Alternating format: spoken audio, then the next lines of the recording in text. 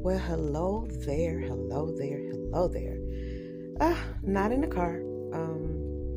I got off work early. My supervisor came by my office and said bye, and I said see ya.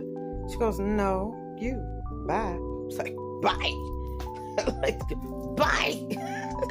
Anyway, I am at home on my pillow, getting a little rest before I get up and get moving to finish preparing for Shabbat. I have some bread I want to bake. It's been a minute since I did a good focaccia, so that's on deck. Prep dinner for tonight, and yeah, just happy to be not at work on a gloomy, rainy Friday. I won't say gloomy. I'm just happy to be in the land of the living. Nevertheless, promise is a promise, and I said that I would be posting more videos, and here I am. So, I went back and forth about what should I talk about, but what came to mind earlier in the week is we got to learn how to release this idea of being on other people's time clock, comparing ourselves to the next person, keeping up with the Joneses, etc., etc., etc. And where this thought came from was I watched, and I follow a young lady on Instagram, and goodness, in this moment I can't recall her name, but nevertheless, she had did a post, a reel, and she posed this question: who are you uninterrupted? And when I tell you, that struck me and halted me, because I had to really think about all the nuances in that question. First of all, who am I now? Who would I be uninterrupted? And what interrupted me that I have not attained to who I would be uninterrupted? Yeah, I know that's a lot. That's a lot. That's a lot. But the first part I'm going to work with, who am I now? For me, I have learned to release all the attachments that pertain to someone else when it comes to saying who I am. What I mean by that is what kind of job you hold, which equates to how much money you make, what kind of job,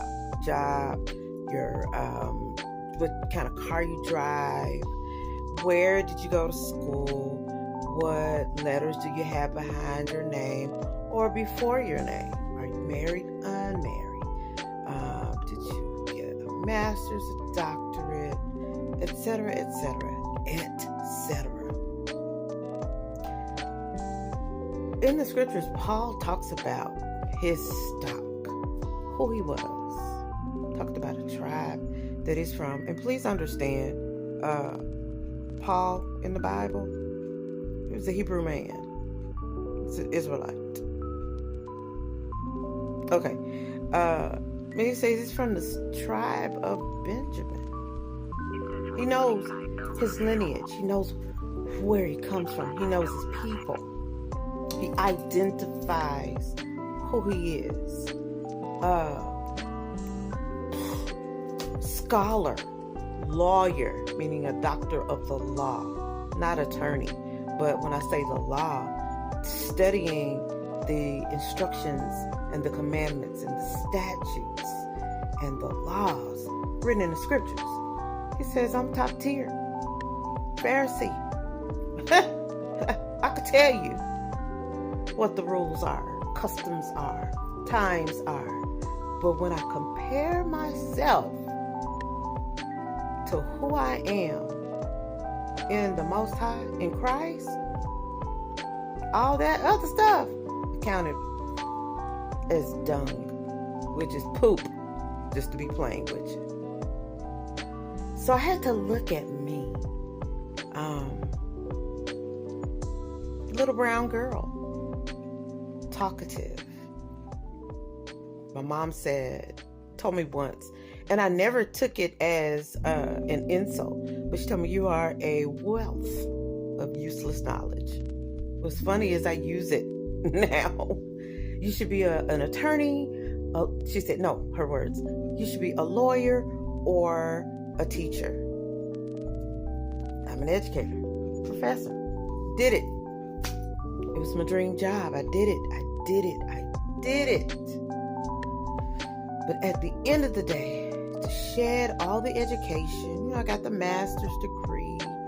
I'm certified in a lot of areas to be a lot of things in this world. And on paper, baby, I look good. I'm a self-published author. I'm a poet. I've been ordained to be a minister.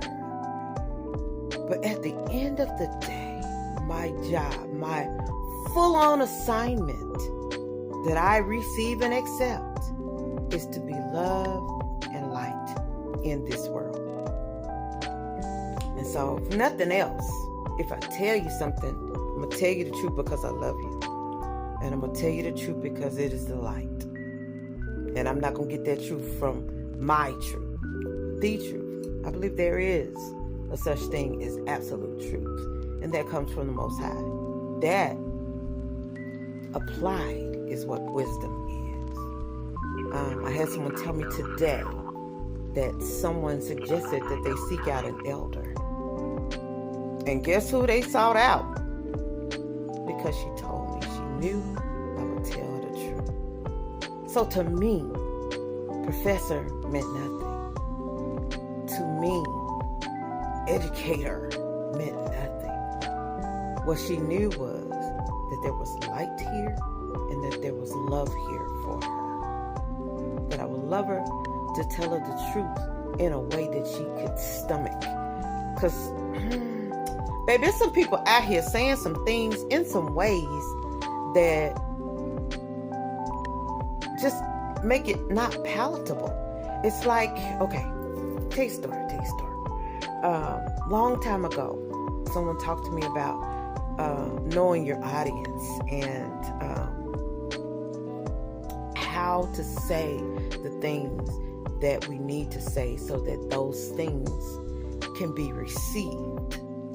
So they gave me this scenario. Said, what do you like?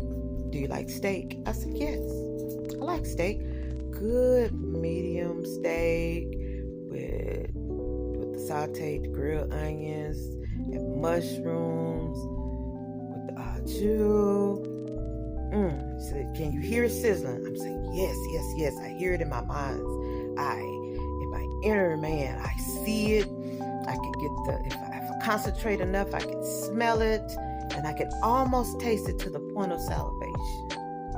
And they said, okay, now imagine I take your trash can lid, turn it up, and put that beautiful, wonderful steak on it. Are you going to eat it? No, I don't want that. Said that to say, this is how some people are packaging and presenting what's true, what is needed, but in such a way that it's not palatable. We got to learn how to read the room. We've got to learn how to know our audience and stop with the it's just me. Back to Paul.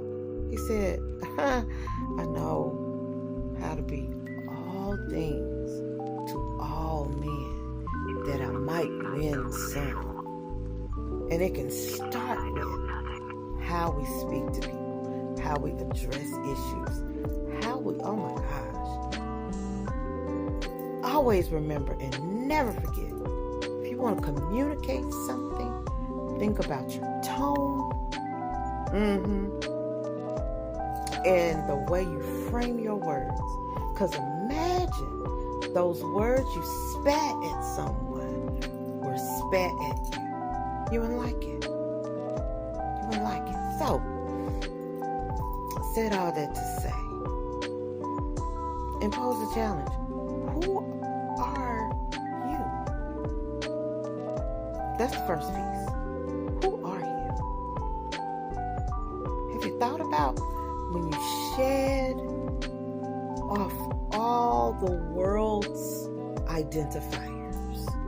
Who are you? And no, this is not for you to beat your chest, because that's flesh. The love I have in me does not belong to me. The light I have in me does not belong to me. I'm just a reflector of that love. I'm just a reflector of that light. It is my job to shine, to give it to you from the source. And the source is the Most High. All day long, every day. Okay? So, tell me if you can in the comments. Those who are watching, I appreciate it. Thank you. Those who are commenting, thank you, thank you. Those who are subscribed, love you. Appreciate it. So now I want you to participate. Who are you? Tell me, who are you? Go inside. Do some introspection. Introspection. Look inside yourself and think about, who am I? That'll make you examine your values, your desires, your actions. And then you look at why you do what you do. What's your purpose? Who are you? Tell me about that person in the comments down there. Okay? All right. Well, I'm about to get up and go start a loaf. I think I'm going to do a sandwich loaf. And then I think I'm going to do a focaccia. Because like I said, it's been a minute. Well, I did a cinnamon apple focaccia. Whew, they killed it. Killed it. So I think I'm gonna do a good herb garlic focaccia to go with dinner. I think I want to do some pasta. It's been a minute since I had some pasta. So that's what I'm about to be on for the evening. With some music on, put on some comfy clothes, get out of this work gear, get comfortable, and do my due diligence, and enjoy the rest of my early day off, preparing for the Sabbath. All right, I will see you guys next time. All right, and until then, take care. Professor out.